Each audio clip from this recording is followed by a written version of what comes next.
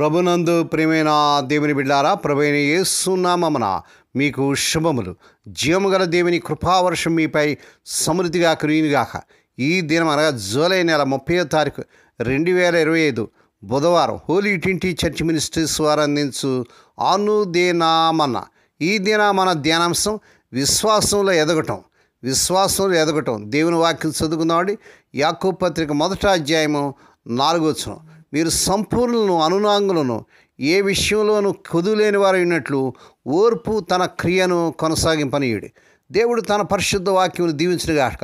దేవుని బిడ్డ, మనం చదవబడినటువంటి వాగ్దానంలో మనం చూసినట్టయితే ఓర్పు తన పనిని సంపూర్ణంగా చేయనివ్వండి, తద్వారా మీరు సంపూర్ణంగా ఏ విషయంలో లోపం లేకుండా ఉంటారు.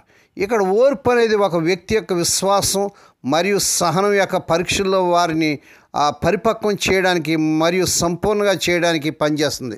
ఇది కేవలం ఓపికగా ఉండడం మాత్రమే కాదు, కానీ కష్టాలను ఎదుర్కొనేటప్పుడు కూడా విశ్వాసంలో నిలబడటం అనే అర్థం.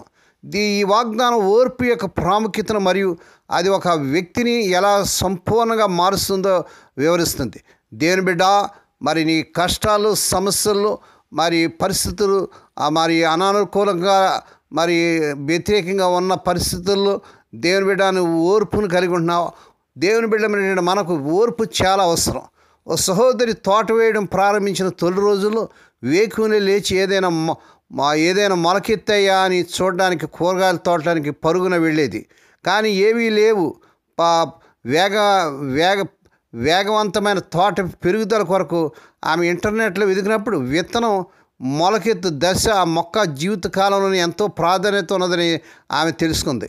ఈ ప్రక్రియను లేమని ఇప్పుడు ఆమె తెలుసుకొని భూమిని చొచ్చుకొని సూర్యరశ్మి వైపు వాతావరణపు ఆటుపోట్లను ఎదుర్కొంటూ ఆ లేత మొక్కలు ఎదగడం చూచి అభినందించడం ఆరంభించాను. కొద్ది రోజులు ఓపికతో వేచి ఉండిన తర్వాత భూమి నుండి వచ్చిన పచ్చని లేత మొక్కలు ఆమెను పలకరించడం ఆమెను ఎంతో ఆహ్లాదపరిచినట్లుగా చూస్తున్నాం. కొన్నిసార్లు మన స్వభావంలో వికాసం, పెరుగుదల అనేవి కాలం గడిచే కొలది పోరాటాల వల్ల వస్తాయని అంగీకరించకుండానే మన జీవితంలోని గెలుపులు, విజయాలను ప్రశంసించడం ద్వారా సులభం అవుతుంది. యాకోబు బోధిస్తున్నాడు, మీరు నానా విధమైన శోధనలో పడినప్పుడు అది మహా ఆనందమని ఎంచుకోండి అంటాడు. ఈ యాకోబు పత్రిక 1వ అధ్యాయం 2వ వచనంలో. అయితే శ్రమల గురించి సంతోషించే కారణం ఏంటి? దేవుడు మనల్ని పిలిచిన పిలుపును తగినట్లుగా మలచడానికి కొన్నిసార్లు ఆయన మన పోరాటాల గుండా, శ్రమల గుండా వెళ్ళటకు అనుమతిస్తాడు. జీవిత పోరాటాల నుండి ఆయన మన సంపూర్ణులను, అనునాంగులను ఏ విషయంలోనైనా కుదులేని వారిగా ఉన్నట్లుగా చూస్తాడని ఈ యాకోబు పత్రిక 1వ అధ్యాయం 4వ వచనం చూస్తున్నాం. బయటకు రావాలని ఓపికతో ఎదురు చూస్తున్నాడు. ప్రభువైన యేసులో మనం నాటపడడం ద్వారా జీవిత పోరాటాలు స్థిరంగా, బలంగా ఎదిగి ఆత్మ ఫలం మన జీవితంలో ఫలించగలం అనమాట. దేవుడారా, గలతీయులకు రాసిన పత్రిక 5వ అధ్యాయం 22 నుంచి 23 వచనాలు ఆత్మ ఫలాలు ఎలా ఉంటాయో అక్కడ రాస్తున్నాడు. మనం అనుదినం బహుగా ఫలించుట, అభివృద్ధి చెందుట కావాల్సిన పోషణ ఆయన జ్ఞానం మనకు అనుగ్రహిస్తున్నట్లుగా మరి యోహాను సువార్త 15వ అధ్యాయం 5వ వచనంలో చూస్తున్నాం. దేవుని బిడ్డ, ఎటువంటి శ్రమలు ఈ సమయంలో ఎదుర్కొంటున్నావో, ఎటువంటి కష్టాలు గుండా వెళుతున్నావో ఈ సమయంలో దేవుని బిడ్డ, మరి నీకు ఓర్పు ఎంతో అవసరం, సహనం ఎంతో అవసరం. ఓర్పుతో మనం ఎన్నైనా సాధించగలం. ఓర్పు చూపించడం ద్వారా విశ్వాసంలో మనం ఎదగలం, ఫలించగలం. ఒక దినాన్ని నువ్వు అద్భుతాలు, ఆశ్చర్యకార్యాలు జరిగించగలవు. ఈ విశ్వాస యాత్రలో మనం సాగుతున్నప్పుడు దేని బిడ్డ, మరి ఎన్నో కష్టాలు, సమస్యలు వస్తాయి కనుక మరి ఎక్కడికి వెళ్ళినా మనకు ఓర్పు ఎంతైనా అవసరం. ప్రభా, నాకు ఓర్పు, సహనం దయచే ప్రభా, విశ్వాసంలో ఎదగటం నాకు నేర్పించు ప్రభా అని ప్రార్థనలో, వాక్యంలో, దేవుని సన్నిధిలో మరి ఎదుగుతూ విశ్వాసం ఎదిగి ఫలించి అనేకులకు దీవెనకర ఆశీర్వాదంగా ఉండేటకు పరిశుద్ధాత్మ దేవుడి మీకు సహాయం చేయనుగాక. దేవుడి మాటలు దీవించునుగాక. ప్రార్థన చేసుకుందామండి. పరిశుద్ధమైన మా తండ్రి, నీ పరిశుద్ధ నామమునకు వందనాలు, స్తోత్రాలు చెల్లించుకున్నాను నాయన. ఈ ఉదయకాల వాగ్దానం బట్టి నేను స్తుతిస్తున్నాం తండ్రి. అవును ప్రభా, మాకు ఓర్పు ఎంతైనా అవసరం ప్రభా. నా తండ్రి సహనం, ఓర్పు దయచేయండి. విశ్వాసం ఎదుగుట నేర్పించండి. ఈ వర్తమానం ప్రతిదినం కూడా వింటూ, షేర్ చేస్తూ, సబ్స్క్రైబ్ చేస్తూ, లైక్ చేస్తూ మా ప్రియులందరూ దీవించండి. ఎవరైతే నాన్న ఓర్పు లేక, సహనం లేక, కోపతాపాలతో, కక్షలు, భేదాలతో ఉన్నారో అట్టి బిడ్డలకు నాయన సహించుకునే మనసు, ఓర్పు, సహనం నీ బిడ్డలకు దయచేయండి తండ్రి. ఈ వర్తమానంలో ఆయన వింటూ సబ్స్క్రైబ్ చేసిన బిడ్డలను దీవించండి.